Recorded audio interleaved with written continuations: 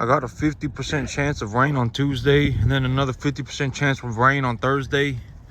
My ground is still a little bit wet, but I think by about tomorrow it's gonna be dry. And so tomorrow I will be or about Monday I will be fertilizing my field again. And tomorrow I'll go ahead and I got tomorrow I got time tomorrow to do some stuff. So tomorrow I'll be castrating the bulls. I got the 3 bulls up front. I'm gonna castrate them tomorrow, and I'm gonna give them their shots. And on Monday I will be fertilizing the field. Monday morning I will be fertilizing this field. Urea gotta make sure to get some water on urea. Urea will off gas. If urea sits on the field too long without any water, it will turn into a gas, and that gas will dissipate from the field, and so you'll lose your fertilizer. So when putting urea on a field, it is very important to get some water. You need to have some water. And so I'm kind of not feeling too great about this 50% chance of rain, and it needs to be about a ½ inch of rain minimum. Realistically, 0.75 inches of rain is kind of the golden spot. But I'll have to see. It says I got a 50% chance of rain on Tuesday. So what I'm likely gonna do is on Monday, I will wake up, look at the Weather Channel, see what it's saying, and then I'll go from there. But as of right now, my stocking rates on my grass is obviously still too low. I got a lot of grass. But right now I told myself, well, okay, so the plan is to just keep myself on an upwards trajectory, right? Because I'm obviously, I'm obviously moving upwards, right? I'm obviously moving upwards. I'm obviously making a lot of money. I just need to keep myself going on that upwards trajectory. And that's also the big reason why I have made my business plan the way that I have, right? The reason that I made my business plan the way that I have is to keep myself on a constant upwards trajectory. So I'm not going up and then skyrocketing upwards and then plummeting downwards and then skyrocketing upwards. I'm not doing that stuff. I'm gonna just keep it steadily moving up. That's the name of the game right now. And when I look at my grass, so I don't know if y'all can tell on the camera, but it's growing every single day. It is growing every single day. My grass, it is, my field looks fluffy. That's the way for me to put it. My grass is growing every single day. I still have grass in the front. And ideally, in an ideal situation, what I would like to see happen with my grass is that my animals eat all of it. I start having to ration the grass in the front yard, so I will start letting the cattle out onto the front yard at times to collect to eat more forage, and then I'll supplement their feed with forage. That is the ultimate goal for me. At the end of the day, I would like my cattle to graze my grass down to the dirt. I would like them to graze it all of it, graze all of it. And when they graze all of it, I will start rationing the grass in the front yard, because I still got about 2 acres of grass in the front yard, and 20 cattle. 2 acres of grass will feed 20 cattle for weeks. I mean, maybe even a month without any rain. It literally, if it does not rain,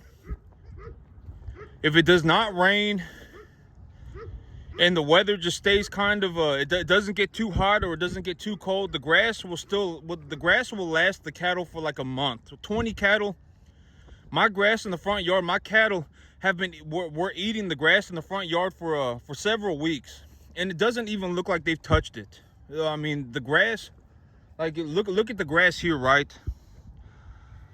20 cattle, they're not even gonna get close to eating this. I mean, look at it. It's all over the field, and in the back it's even better. This is just the grass in the front, and this grass, this cost me about $400 a month. I'm not really interested in saving money. It's like, oh man, if I I could save myself $50 a month and plant less grass, but I don't really care about the $50 a month. If it costs me $400 a month to do my absolute best work, I would rather just invest the $400 than start thinking about, oh man, how do I save $50 here? How do I save $25 here? I would rather just invest all $400. And these animals right now, they're putting on plenty of conditioning. In an ideal situation, I would like to see all of my grass get grazed, all of it, 100%, all of it get grazed.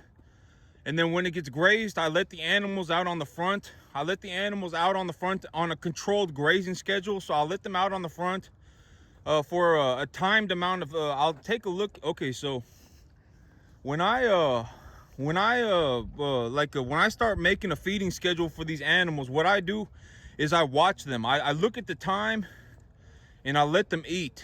And then once they exhibit signs of being full, like they'll start walking around, they'll stop eating.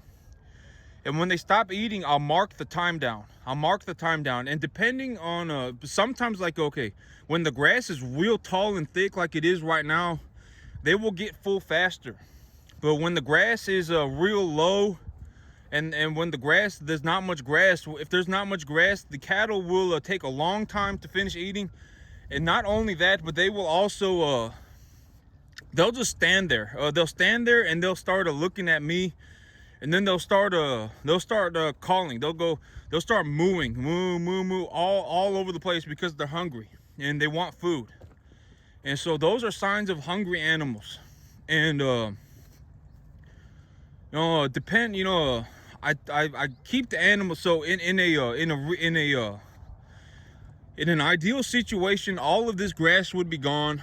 All of the cattle would have grazed all of this grass. I would be putting them on the front for a controlled grazing. I would let them out on the front. I would monitor them.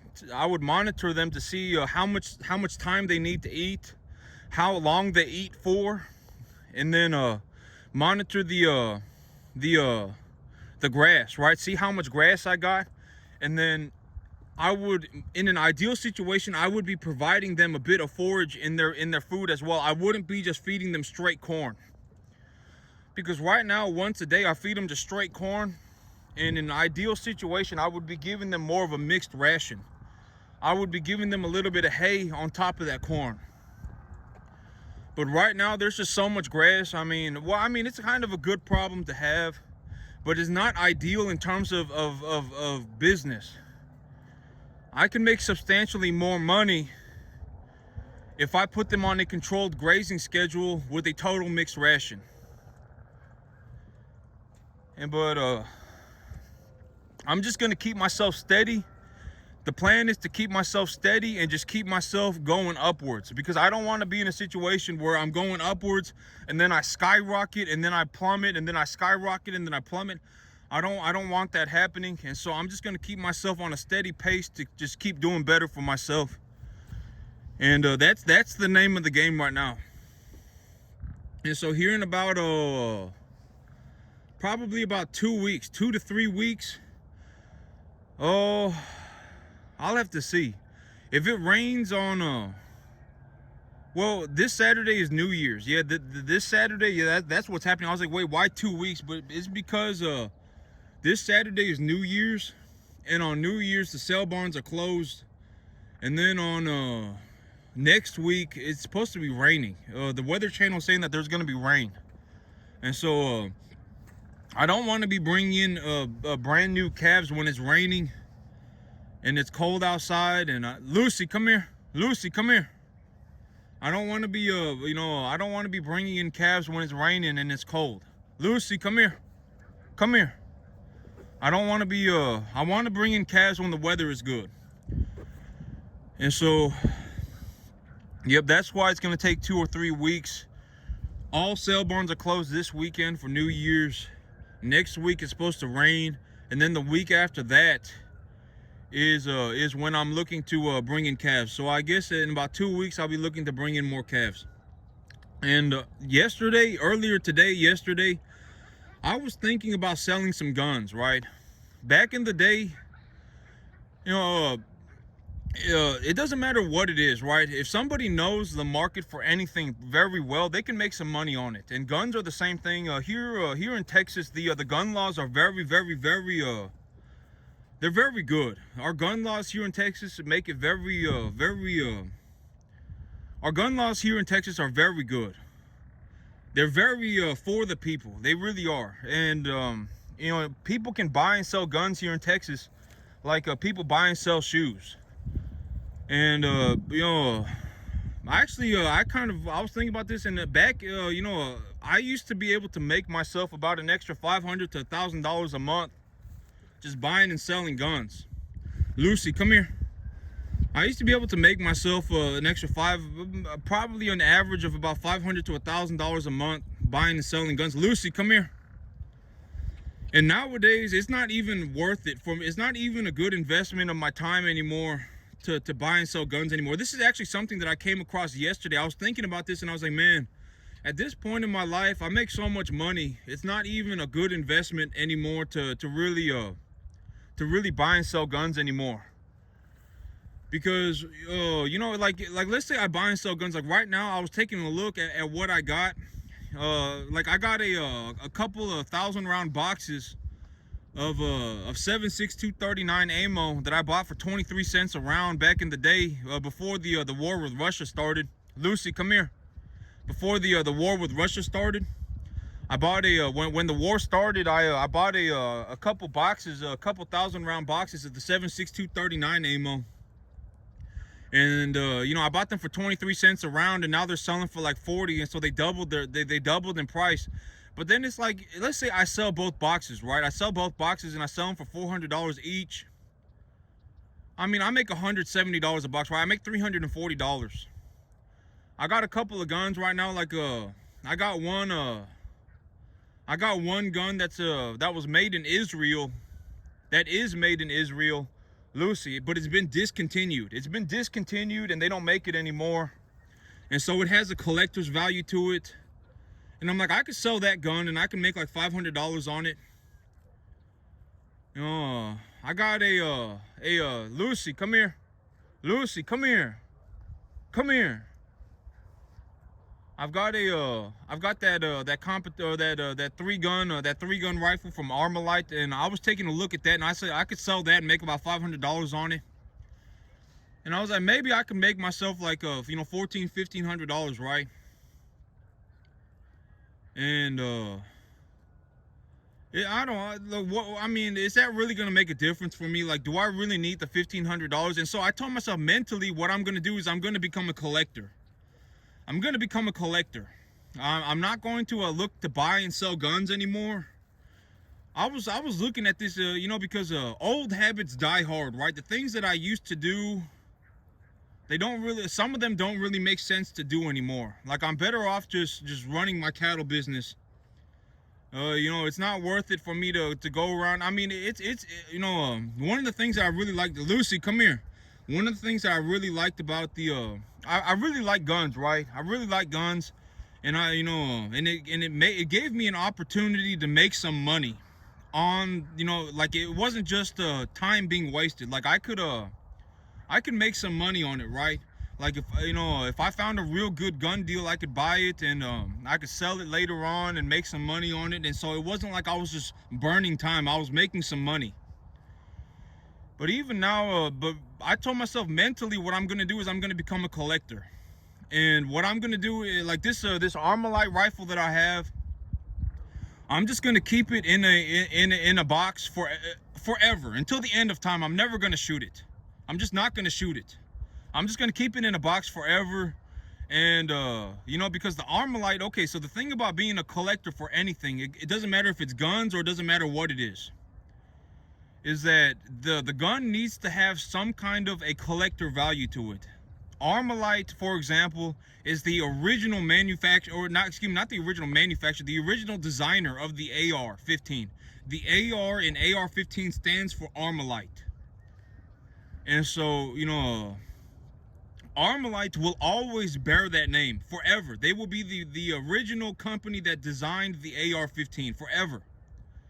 And so, you know, the Armalite rifle carries a collector's value to it until the end of time. And so Lucy, come here. And so, if I'm just gonna hold on to it forever, because if I think about it like that, if I just think about it like, oh, I'm gonna hold on to these guns until the end of time, it no longer becomes an expense. In my mind, it changes. It's not an expense, right? It's not like I've spent money. I've simply traded my money for something that retains its value and will likely go up in value over the course of my life. It likely will. A lot of people, they do not know, but back in the day, even 5 years ago, I used to be able to buy an AR-15 100% made in America for like $250. A lot of people, they don't know that. And now if I were to go and buy an AR-15, it would cost almost $400. There was almost a 70% inflation on guns in the last 5 years. But the thing about guns is that, like, the inflation on guns and stuff like that, is that it doesn't really matter if the price of the gun goes up if the gun does not have any collector value to it. Lucy, come here. Leave it alone. Come here. It does not matter if the gun really goes up in value, because a lot of people, if it's brand new in a box, that's different. But it's like, if I've put 500 rounds through my gun, or even 100 rounds through my gun, and let's say the rifle is selling for $400, and I spent, after shipping and everything, I spent $275 on it. And so after shipping it and everything, maybe I spent like $325, right? I spent $325 on it. That's my break even. So I had it shipped to me. I paid the transfer fee. I paid $325 for it. And the gun right now is selling for brand new $400. After shipping and transfer fees, it's $435, right? A lot of people, they won't pay $350 for the used gun if they can just buy the new one for $450, $435. They just won't buy the used one.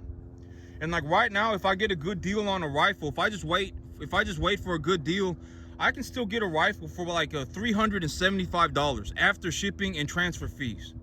And so it's like, oh, now my break even is the price of the new rifle. And so if a gun does not, and I think that that's true with everything, if it does not have some sort of a collector's value to it, it's very hard to find a market for it. And so when being a collector of anything, it needs to have some sort of a collector's value to it. And that's why I got the Armalite. I have a discontinued Israeli gun. I have a gun that I bought. It's from Israel. It's been discontinued, and it's brand new in a box. Brand new in a box, been discontinued, made in Israel. And Israel's got a lot of things going on right now too. Lucy, come here. Lucy, come here. And so, I could probably sell that gun for about a $500 profit. I could probably sell my Armalite for about, but here's the thing about guns, okay? Is that guns are like anything else. When there's a good market for it, when people freak out for whatever reason, it always happens. But one time, I would almost guarantee that in the next 10 years, there will be one point where people just freak out. They will freak out. Oh my God, something really bad happened. Oh man, maybe I need to go and buy a gun. It happened during COVID. It happened, in the next 10 years. It will probably happen again. Everybody, they'll be, oh man, guns or whatever, this, that. And then when people freak out, people will freak out. And when they freak out, they will go and buy a gun. They almost always do. Like when people are genuinely worried, like, oh man, maybe I should just have a gun in my house in case, right? I can put it in a lockbox, never touch it, but maybe I should just have it there just as an emergency, because you never know, right? Because you never know. I mean, I don't ever have to touch it or nothing. I can just leave it there. And people will go and buy a gun. And usually the very first gun that gets sold off the shelf is the AR-15 and the AK-47. Almost every single time. And so the thing about, and when these things happen, Lucy, come here. Leave it alone. Come here. And when these things happen, the price of guns will skyrocket. Lucy, come here. I've seen people pay $1,500 for an AR-15. I've seen people pay, $1,200 for an AK-47. And when you know, I've also seen, you know, like me, I've also been in the same situation where I've purchased the same AK-47 for $500. And so, you know, when things are good, you know, people, oh man, you know, nobody needs a gun, oh, you know, whatever, nobody needs a gun. But the moment things go bad, people freak out and they go and buy a gun. They almost always, if they genuinely think their life is in danger, they'll go and buy a gun. Almost always. Almost always. And so, you know, guns are just not, they're not a topic for opinion, right? It just is what it is. It's like buying a hammer. Why do I go to the store and buy a hammer? Because I need a hammer. Why do I go to the store to buy tape? Because I need tape, right? I mean, it's the same thing with a gun. It's not like guns kill people. People kill people. And so, you know, I was like, oh man, maybe I could sell some guns out of my maybe I could sell some guns out of my collection. But it's not I mean, I don't, the $1,000 that I can make, you know, right now is not exactly a good time to buy a gun. There's not like a raging demand for guns. But sometime in the next 10 years, I would almost guarantee there will be at least one time in the next 10 years where people are freaking out. There will be some like major terrorist attack. I mean, there will be some pandemic or whatever. And at that point, people will freak out and they will go to the gun store and they will buy a gun. The guns will disappear off the shelves. I mean, they will buy so many guns that guns just vanish off the shelves. And then, you know, and then that's when I can go and sell my guns. Because you know, during COVID, I think I sold like 15 guns, 15 or 20 guns, and I made a lot of money. And so when people freak out, they will go and buy a gun. And so, you know, it just is what it is. And it's the same thing with anything like cattle. Like, this is a good example. Cattle, when there's a drought, everybody sells their cattle. Everybody runs to the market and sells their cattle because there's a lack of water. A lack of water is usually what gets people. Because if like cows, if they don't have much to eat, you can still buy them food, right? You can still buy them food, and you know, they can go without food they can go on like a limited diet for an extended period of time. But the moment they run out of water, if cattle, if they run out of water, they will die. And if it's hot outside, they'll die in like 2 days. And so usually what happens is, but that's another good example of the mass mentality, the pack mentality, right? Everybody tends to do the exact same thing. Everybody, they tend to do everything the exact same way. Most people move around in large groups. They act like the person next to them. Most people do. And you know, cattle is another great example of this. Usually when there's a drought, everybody runs to the market to sell their cattle. When there's good weather and their grass is growing, everybody runs to the market to buy cattle. And for me, I flip-flop it.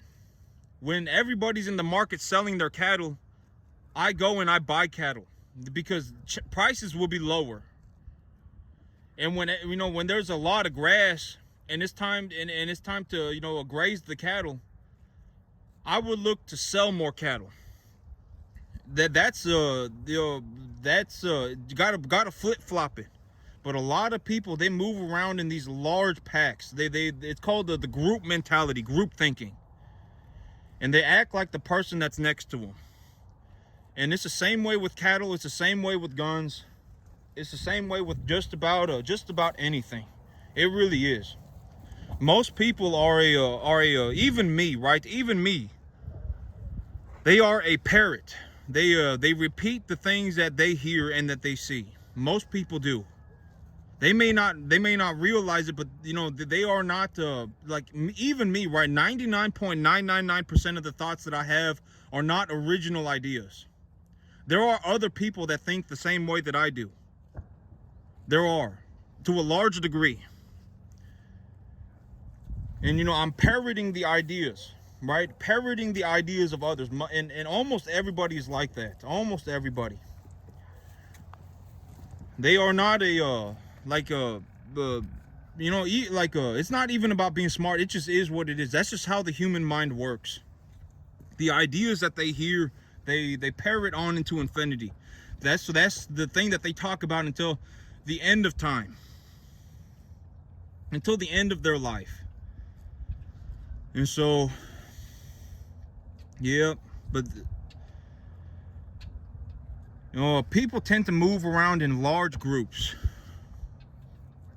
They act like the person they act like the person that's next to them, essentially, to a large degree. And that's why they say